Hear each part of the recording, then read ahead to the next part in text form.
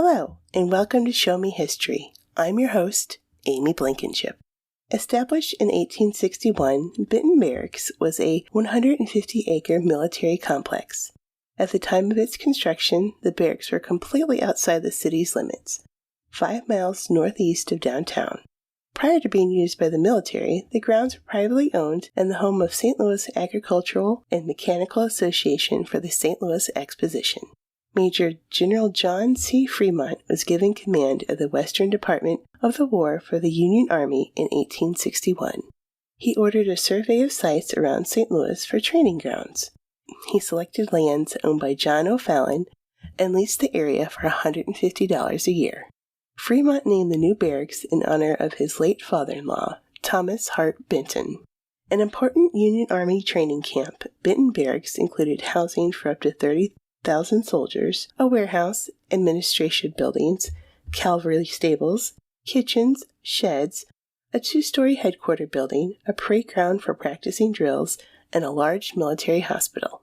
After the Battle of Lexington in Lafayette County, Missouri, there was a great need for a hospital on the Western Campaign to treat wounded soldiers.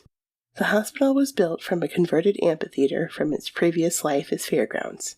Capable of treating up to 30,000 soldiers, it was the largest military hospital in the West. The hospital administrator was Emily Elizabeth Parson. Historian Thomas Scharf writes of the camp a few decades after its existence. Quote, "The site chosen was admirably adapted for a military camp, being level, free from obstruction, and covered with a beautiful groundsward.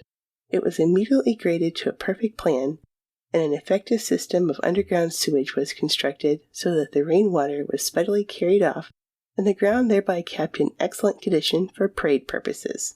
A large number of mechanics were employed in the erection of the barracks for men and stables for horses. The barracks were constructed in 5 rows, each 740 feet in length, extending from east to west. Each row of barracks was about 40 feet in width, exclusive of covered walks on each side, which extended 6 of 8 feet from the main building. The interior was divided into compartments of convenient size, and there were lined walls with bunks for sleeping. Good provision was made for ventilation by means of openings in the walls, and there were sleeping accommodations for 100 men in each of the barrack buildings." End quote. In September of 1861, General Samuel R. Curtis assumed command of Benton Barracks. He was given authority over all military personnel and civilians within 1 mile radius of the barracks. All civilians living within 1 mile were forced to move out.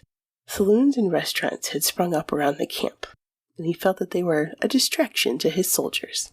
Benton Barracks was a key military station during the Civil War. It provided training for new soldiers, served as a refugee camp, and housed a recruitment office. Thousands of soldiers passed through the barracks in its short lifetime. Brigadier General William Tecumseh Sherman was a commander for a few months in 1861 before being assigned to the field. Several Missouri Union regiments were organized at Benton Barracks. In January of 1863, the Emancipation Proclamation allowed for African Americans to serve in the Army. 3,700 formerly enslaved men from Missouri trained at Benton Barracks. Other troops of African Americans also trained here, including the 62nd, 65th, 67th, and 68th United States Colored Troops. After the war, the barracks were mostly dismantled, and the facilities went back into private use as fairgrounds and a racetrack. In September 1865, the land was officially returned to its previous owners. Today, nothing remains of Benton Barracks or the area's former military career. Now it is home to Fairgrounds Park. Thank you for joining me today. You can find me at our website, showmehistorystl.com, or on Facebook at showmehistorystl. Until next time, I'll see you in the loo.